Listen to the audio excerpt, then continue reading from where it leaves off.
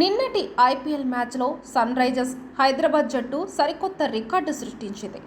IPL హిస్టరీలో అత్యధిక score నమోదు చేసిన జట్టుగా నిలిచింది.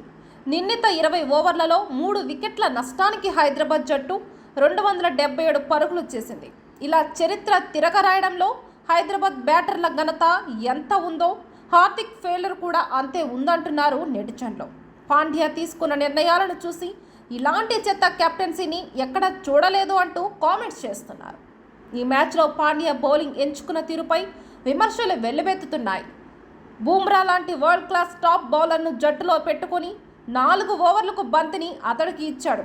అప్పటి వరకు పరుగులు వరద పారించిన హైదరాబాద్ బ్యాటర్లను బూమ్రా కట్టడి చేశాడు. అప్పటికి టీమ్ స్కోర్ 45.0గా పరుగులుగా ఉంది. మ్యాచ్లో బౌలర్లు ధారాళంగా పరుగులు ఇస్తుంటే పాండ్యా నవ్వు కనిపించడం ముంబై ఫ్యాన్స్కు కోపం తెప్పించింది. మ్యాచ్ ముగిసిన తర్వాత చిన్న పిల్లాడిలా చప్పట్లు కొడుతూ కనిపించాడు.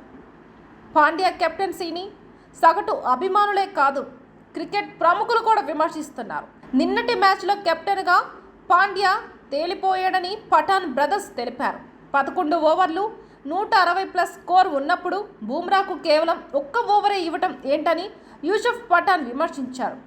లక్ష్య ఛేదనలో మిగతా బ్యాటర్లు 200కు పైగా స్ట్రైక్ రేట్తో బ్యాటింగ్ చేస్తుంటే కెప్టెన్ హార్దిక్ 120 స్ట్రైక్ రేట్తో ఆడారని ఇర్ఫాన్ ట్వీట్ చేశారు.